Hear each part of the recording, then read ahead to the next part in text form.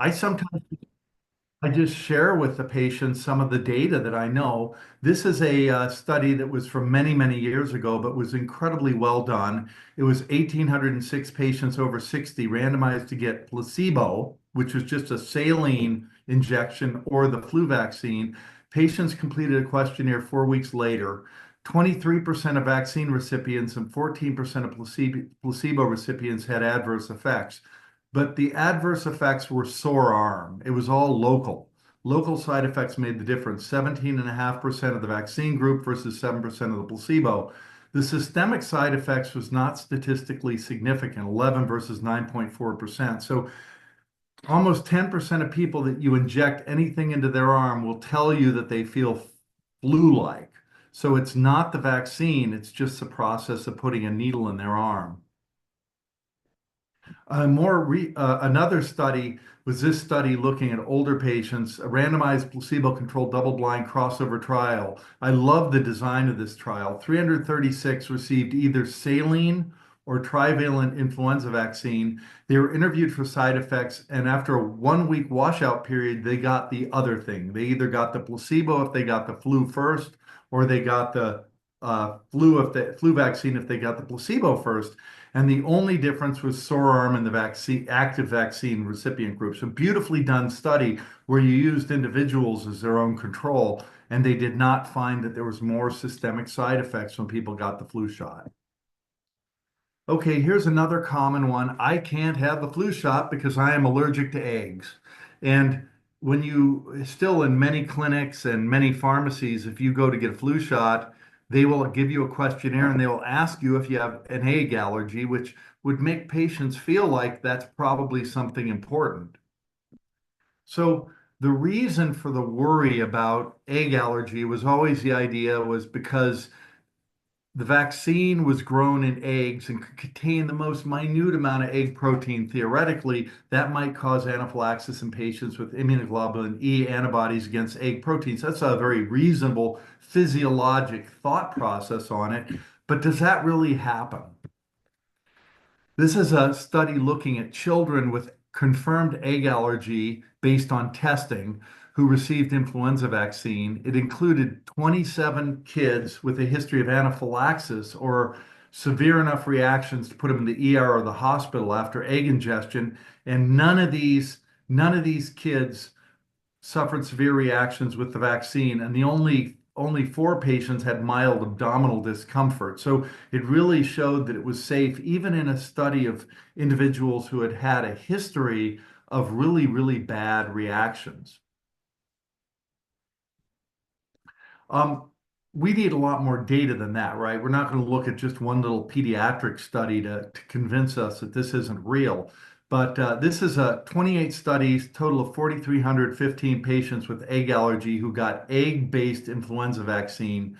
656 of these had anaphylaxis with egg ingestion. None of these patients developed a serious reaction when they got the influenza vaccine that had been grown in eggs. The American Academy of Allergy and Immunology has come out strongly and given this recommendation. All patients with egg allergy of any severity should receive inactivated influenza vaccine annually using any age-appropriate brand. So you don't need to do anything special. You can give them any vaccine you want.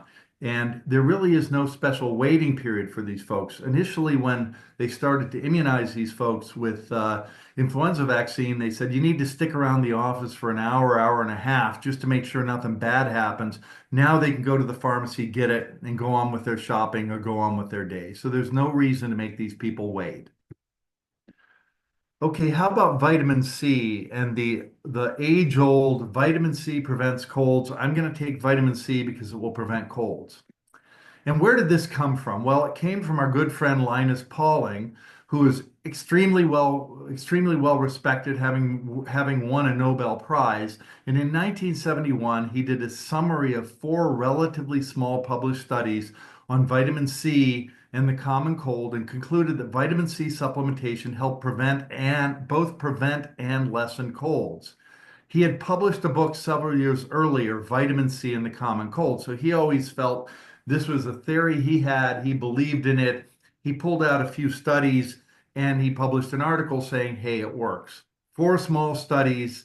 When you go back and just for grins, if you ever want a laugh, go back and look at 1940s research.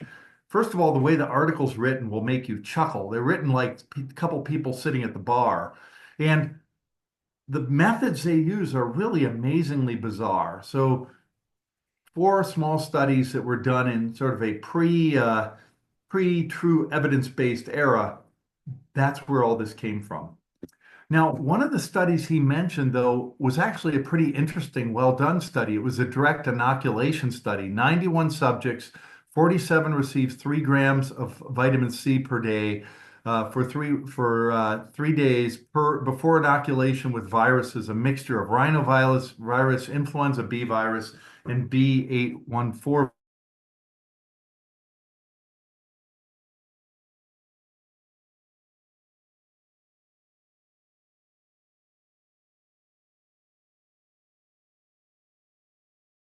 less for the vitamin C group, 18 out of 47, than the placebo group, and this was not statistically significant. So this was actually a study where they actually tried to do something that you could actually see if people were truly exposed. Cochrane reviewed 29 trial comparisons involving 11,000 patients. So this is more modern day, looking at many studies, contributed to a meta-analysis, and the risk ratio cold while taking vitamin C regularly over the study period. In the general community, trials involved 10,000 participants. The pooled relative risk was 0.97 with the confidence interval of 0.94 to 1. So this hit 1, so this was not statistically insignificant. So when you look at all the studies together, there's no evidence of this being a preventive treatment. We're going to move on and now talk about some really old myths, but these are myths that a lot of physicians still believe in, and hopefully there's something you learn today. There's one of these that maybe will help give you a little more information on something that may be a belief you have. A 32-year-old man is diagnosed with Giardia and prescribed metronidazole. He has no other medical problems. He will be the best man at his brother's wedding tomorrow. What advice should you give him about alcohol use at the reception? Do not take metronidazole the day of the wedding if you will be drinking alcohol. Uh, Take metronidazole, but do not drink alcohol, or it's okay to drink alcohol. So let's have you all vote on this.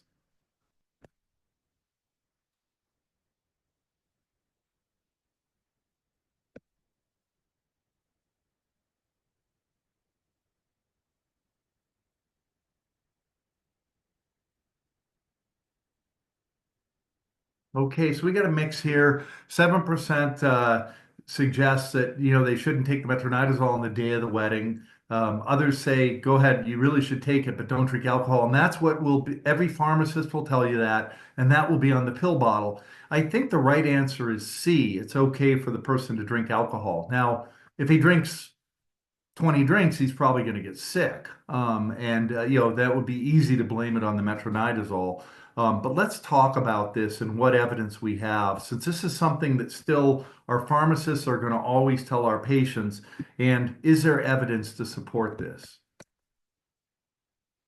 For years, patients have been advised to not drink alcohol if they're taking metronidazole because there's a concern for a disulfiram-like reaction between alcohol and metronidazole, with the theory being that it will increase alcohol dehydrogenase, that will, excuse me, that it will increase acetaldehyde. People will all get sick from this. They'll get sweaty, they'll get vomiting, they'll get diarrhea, they'll get hypotension, and get very, very sick. This has been accepted as a true proven reaction. But the real question is it a true proven reaction?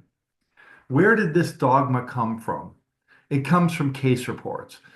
Case reports reference textbooks to substantiate the interaction. Textbooks for many, many years have just given this as fact, even though it was never proven, but there was never really any clear evidence. If you look at all the case reports, there was no convincing evidence the reaction exists. The case reports talk about people that were taking metronidazole that also took alcohol and then got sick. 4 of the 8 cases, the patients ended up in the hospital. There was 1 death. The interesting thing on that death case report is the person had a massive head bleed, and that's probably why they died, but they had other changes that they said had to be a drug interaction. But the key thing here is that they didn't do any blood testing to see if there were higher acetaldehyde levels, and they didn't even confirm that the patients were taking metronidazole. Some of these patients have prescriptions, so there really was no proof here. Do we have anything that proves anything? This is the only placebo-controlled study, and I do admit it's a tiny little study, small placebo-controlled randomized trial, 12 healthy participants. And any guesses where they got the 12 healthy participants? If anybody wants to put that in the chat.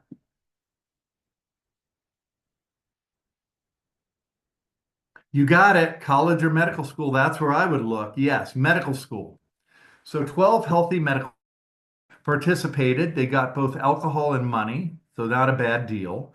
Half of the study participants received metronidazole 3 times a day for 5 days before the study. The other half received placebo. And this is a really well done study in that some of the theories on this are not just that it's a disulfiram reaction, but it's an effect on your microbiome. So it makes sense that you give the metronidazole before you give the alcohol for several days. So you don't just give a dose of metronidazole with a dose of alcohol. All participants then got the promised alcohol with blood testing being done every 20 minutes for the next 4 hours. It was tested for alcohol concentrations, for acetaldehyde levels, and the study participants also had blood pressure, pulse, skin temperature, and they kept a very tight log of any symptoms they might be feeling.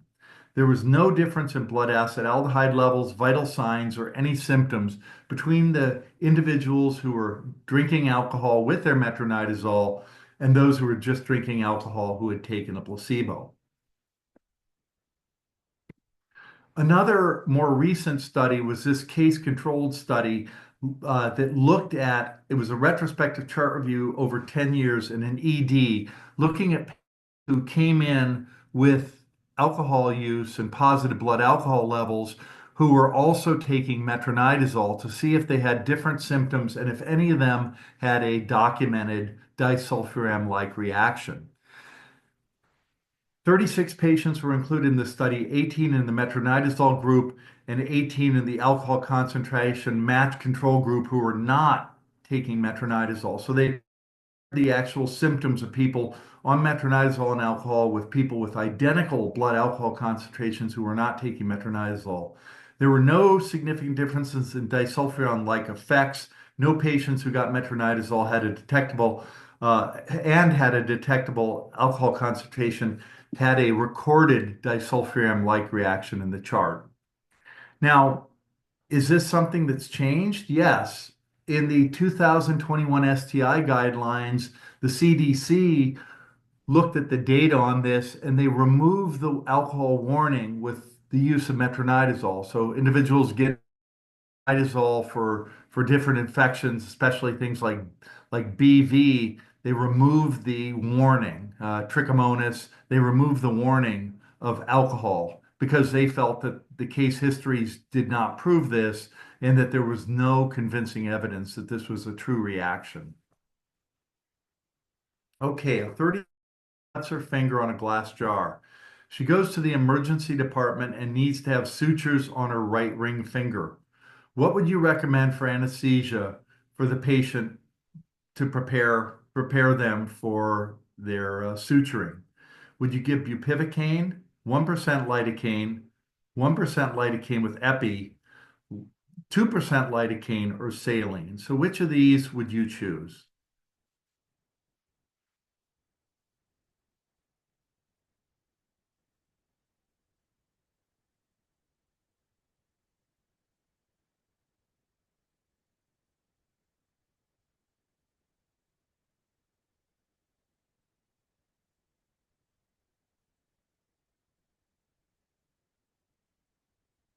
So I think the best thing to do here is to give lidocaine with epi.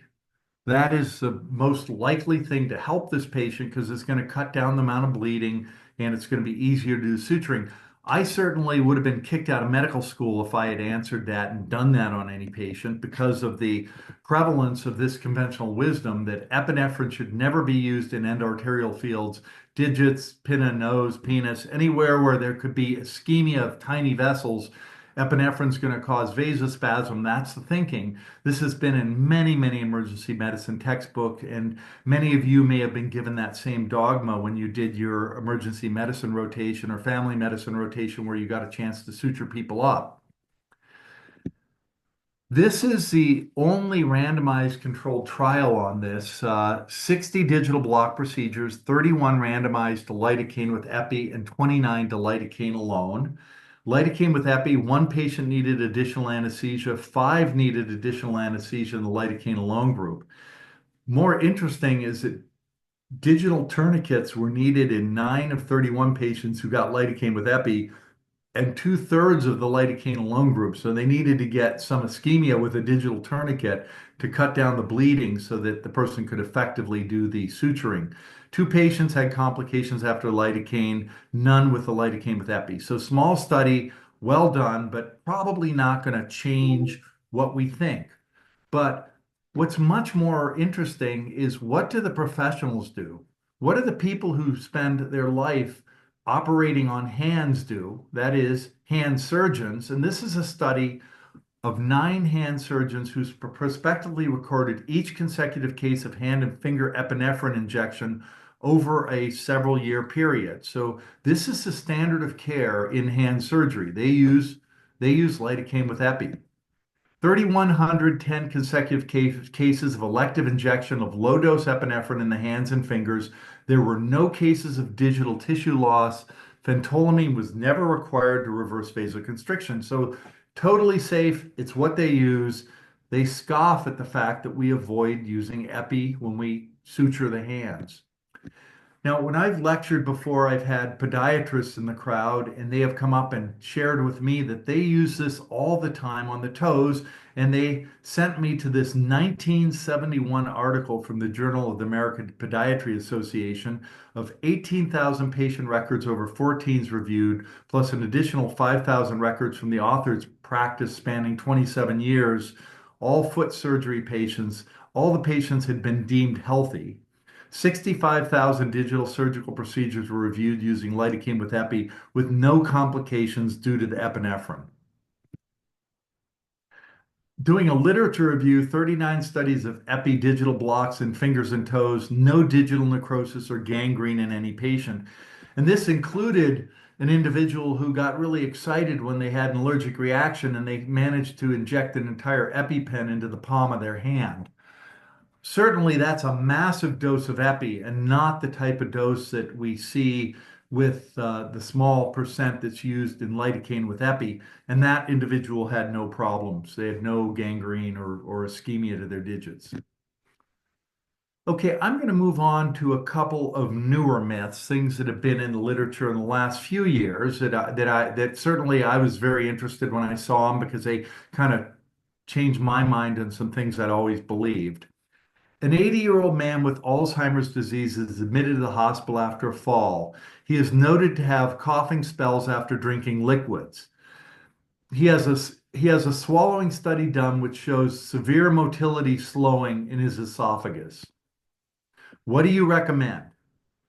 A feeding tube, thickened liquids, or continue his current diet?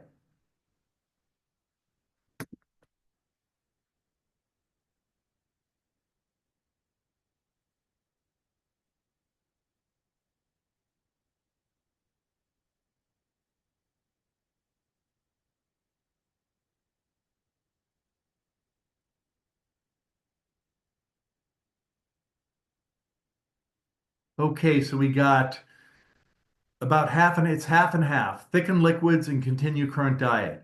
The training and certainly all the speech pathologists, if you get a swallowing study and you refer speech pathology to counsel your patient, they will all say thicken liquids. That's certainly the mantra. But there's been sort of a rise based on a recent study, but there have been other studies that I'll share with you, meta-analysis, that the answer is thickened liquids is probably not going to protect this patient from anything we would worry about. And in general, thickened liquids are pretty torturous. They're horrible, and most people do not like thickened liquids, at least true thickened liquids that would be made for you in the hospital. So they also may have some other problems. They may have negative effects of dehydration. They have a lot of starch put in there. People don't like them, so they don't drink them. They get poor oral intake, and then they just basically suck. So a worsening quality of life. So this is a systematic review looking at all the studies that are available through 2022, and the bottom line was there's no convincing evidence that thickened liquid or texture modified diet prevents death or pneumonia, nor improves the quality of life, nutritional status, or oral intake in individuals with with oropharyngeal dysphagia. There is a need for future studies to examine the effect and discuss outcome measures in the management of patients with thickening agents. This is the recent study that was published, I believe, back in May in JAMA, a cohort study including adults 65 and older with Alzheimer's disease with clinical suspicion of dysphagia during hospitalization and survival at least 24 hours after they arrived. Patients were grouped according to whether at least 75% of their hospital diet was thick liquid diet or a thin liquid diet. 8,916 patients with Alzheimer's disease and dysphagia were included in the study, 4,458 in each group. There was no significant difference in hospital mortality between the thick liquids and thin liquid groups with a hazard ratio of 0.2. Compared with patients receiving thin liquids, patients receiving thick liquids were less likely to be intubated, but they were more likely to have respiratory complications. So again, more data that suggests this may all be a myth to be doing the thick liquid thing. I think it will be good to get more studies, but at this point, I'm not convinced by the lack of data of it being beneficial. So I will be less likely to be prescribing thick liquids.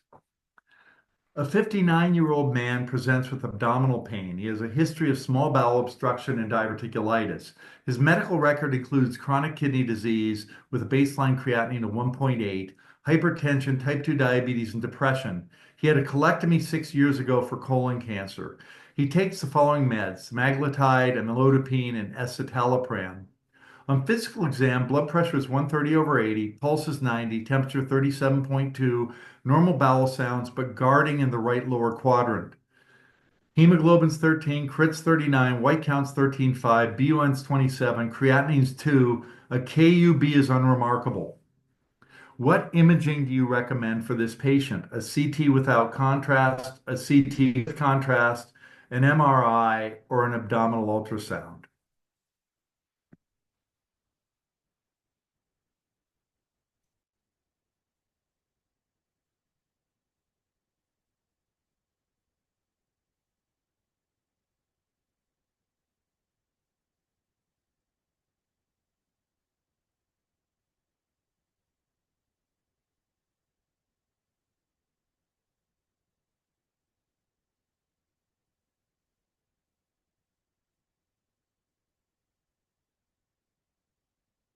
Okay, so very good. So this is you are all learning the current dogma and truth here now that we do not need to be as worried as we used to be about contrast in patients with stage 3 chronic kidney disease. And for many years, I fought this battle with radiology. I'd send a patient down like this, I want to get done, and they bounce back and say, we don't feel comfortable doing it. I think now people are coming around to it. So the right answer here is go ahead with the contrast CT scan. And let's go with some of the data here. I mean, that's probably the ideal test here. This individual had a malignancy. Now the person has abdominal pain. This person has a history of bowel obstruction and diverticulitis. So we want to get the most information we can, and a contrast CT is going to be better than doing an ultrasound or a non-contrast CT. So this is a meta-analysis of 13 studies, 25,000, almost 26,000 patients who had gotten contrast, who had chronic kidney disease. No risk of increased risk of acute kidney injury in patients who got contrast compared to those who did not receive contrast. There was no difference in AKI in patients with diabetes or chronic kidney disease.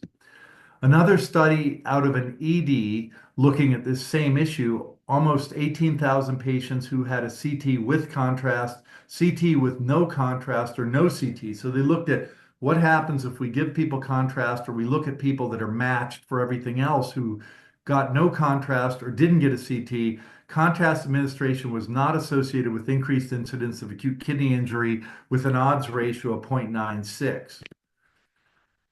Helpful are the guidelines from the American College of Radiology and the National Kidney Foundation. These are two groups that are going to be your most conservative groups on any kind of recommendation.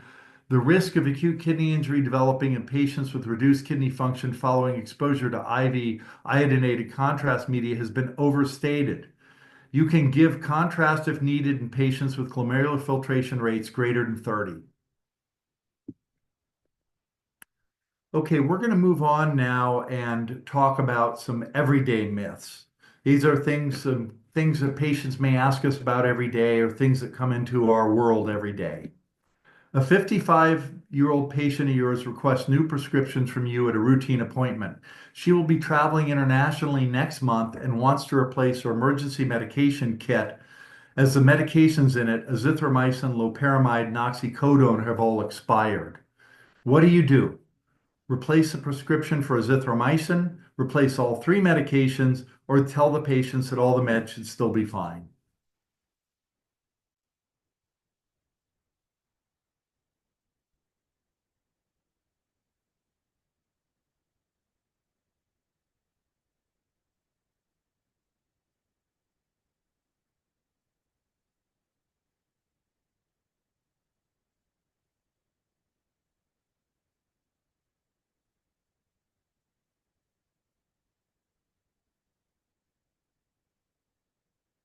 Okay, good. So 60% of you said tell patient this will still be fine.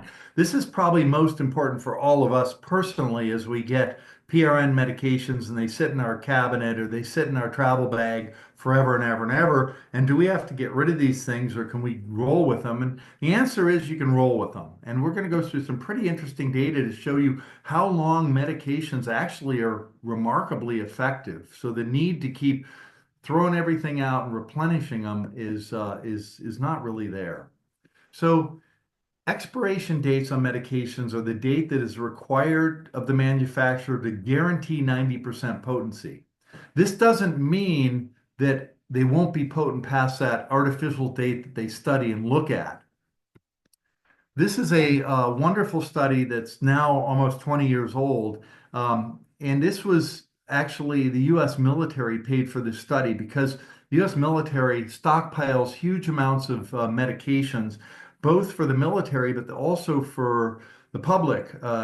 2001, there was a big anthrax scare in the United States, and it brought all this up about the need to have stockpiles of certain antibiotics, certain drugs, for poisonings or any mass casualty situation. And so having to turn that over every year or two because of expirations gets very, very pricey. So they had a vested interest in this. This study looked at 122 drugs representing over 3,000 lots of these drugs. 88% had over 90% potency 1 year past expiration date, with the average extension being 5 years. Ciprofloxacin, it was 55 months, doxycycline, 50 months. So even things like antibiotics that we've always kind of thought might not be as stable are good for 4 or 5 years past the expiration date. A more amazing study is this one, where they found boxes of drugs in an old mom and pop retail pharmacy that were 28 to 40 years past their expiration date. So decades past the expiration date.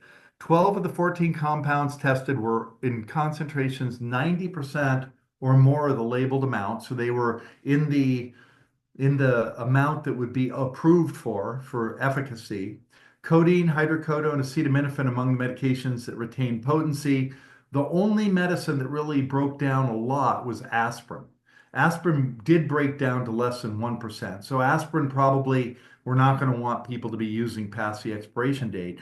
People who take daily aspirin are going to be going through their bottles regularly. So it's really the PRN aspirin. That's one thing if a patient asks you, sure, aspirin, you can get new aspirin. But Most other drugs are just fine. Now, I've gotten a bunch of questions about epinephrine before because epinephrine EpiPens are very, very expensive, and our patients would like to be able to use them beyond expiration date.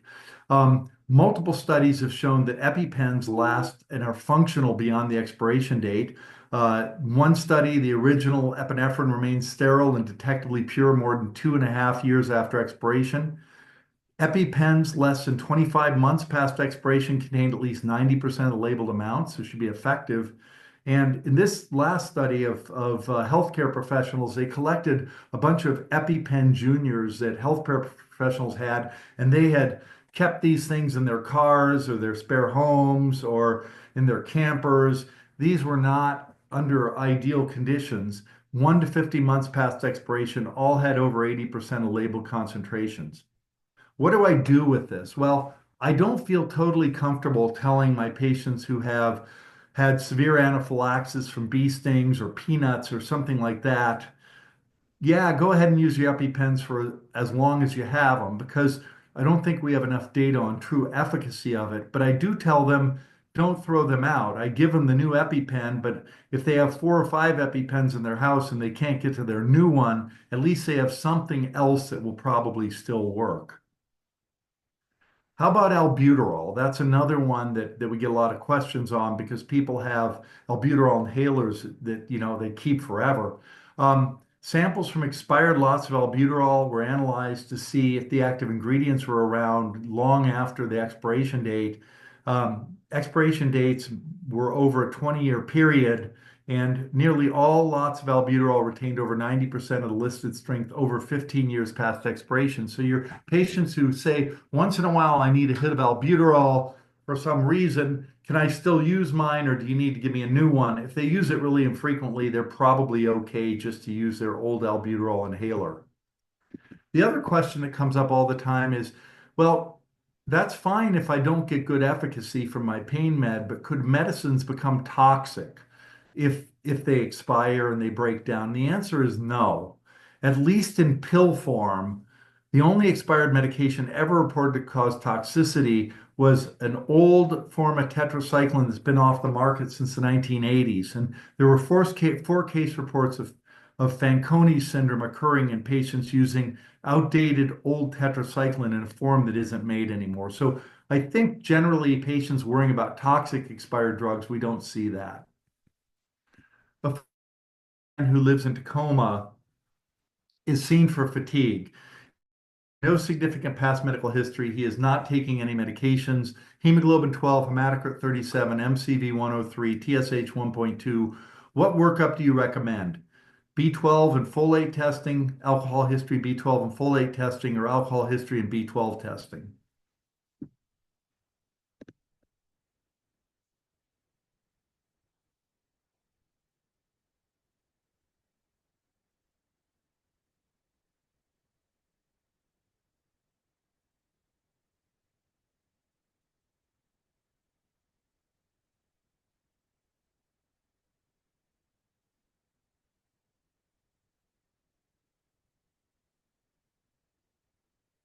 Okay, pretty split here. I think the right answer is C. We want a really good alcohol history because that's the most likely reason for this person's MCV being 103 is alcohol use.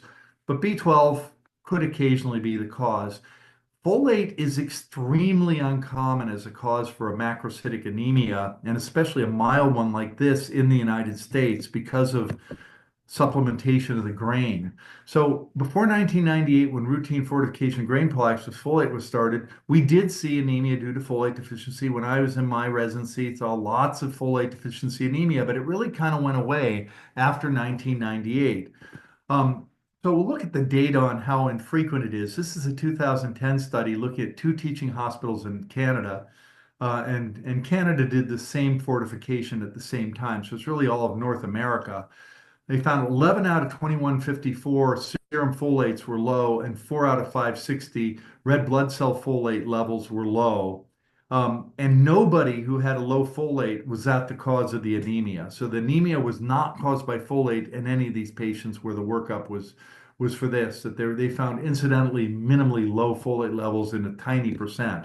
In a larger study that was from the teaching hospitals in Boston, 84,000 serum folate levels were measured in 77,000 individuals, with 0.056% being deficient, 0.197 low normal, and most of them normal to high. And again, none of these were related to anemia. So I think we can assume most of our folks that don't have a reason are going to have enough folate. Now, if the patient is missing their bowel, if the patient has a massive malabsorption problem, those patients are at risk for folate deficiency. But just the standard, I see the MCV up, I'm going to get a folate, probably not needed.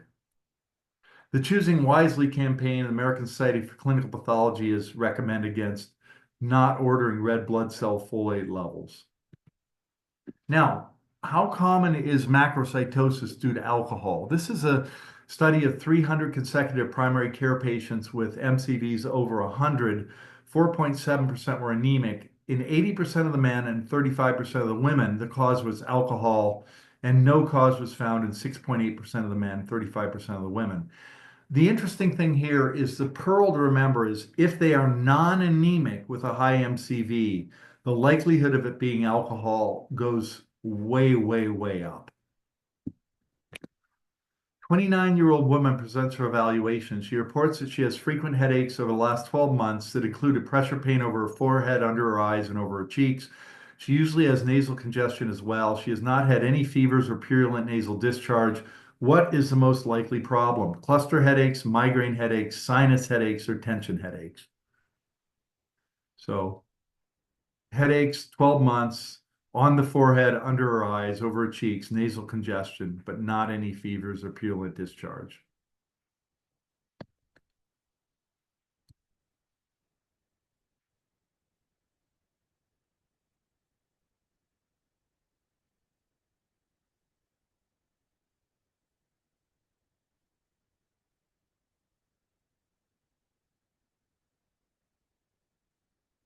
Okay, so the right answer here is B, migraine headaches. Maybe I can teach you something. You've been doing great on all these. This is one that's really clinically important for your clinic patients because this is a common form of migraine and it just hasn't gotten the publicity it needs. It really can make a difference. And the reason we don't think of this as migraine when we see this patient is because this person has bilateral pressure pain. We don't just see it on one side. We've always been taught migraines are unilateral, but for this entity, patients can often get bilateral forehead or maxillary pain. And the pearl here is that these things happen recurrently. 2 or 3 times a year, this happens to this patient. This is a large study, almost 3,000 patients screened who reported at least 6 headaches during the previous 6 months, diagnosed or physician diagnosed as sinus headaches. 88% of these patients met International Headache Society criteria for migraine headaches. So almost 90% of these people who had been told that they had sinus headaches had met criteria for migraine headache, including sinus pressure in 84%, sinus pain in 82%, and nasal congestion in 63%. This is a study that included migraine patients with a past history of sinusitis. Total 130 migraine patients were recruited. Of these patients, 106 were misdiagnosed as sinusitis. The mean time delay to a migraine diagnosis was almost 8 years, with a range from 1 to 38 years. This is a wonderful study that actually treated these patients. They found patients who said they had sinus headaches, and then they did endoscopy of their sinuses and they did CTs to prove there was no disease there. And there was a big dropout rate in this study. 16 patients left after they were told they didn't have active sinus disease because they told the researchers that they were crazy. They obviously were bad doctors. They didn't recognize sinus disease. So there was a dropout of people who lost confidence when they were told that they had normal sinuses. But the brave 38 who did it, 82% had a reduction in their headache with triptan use, and 92% total if you used a migraine-directed therapy. If the triptans didn't work, if you tried ergotamine or a different migraine-directed therapy, they did well. So I think we have evidence that this is a real thing. I've been treating patients for this since about 2006, and I found a lot of people really happy that they finally have something they can use. It also will decrease the amount of antibiotics these people get because usually they convince somebody that they have sinus infection, they get antibiotics, and we want to try to reduce antibiotic use. 59-year-old woman is admitted with abdominal pain. She has a history of pancreatitis. A contrast CT scan is ordered. She reports a history of severe shellfish allergy and an allergy to betadine when the radiology tech asks as she is checked in for the procedure. You are paged regarding what to do. What do we do? Continue, the scan is ordered. Switch to an MRI scan. Switch to an MRI with gadolinium. Continue with with a CT with contrast. Give a dose of solumedrol, or give the contrast CT with IV diphenhydramine.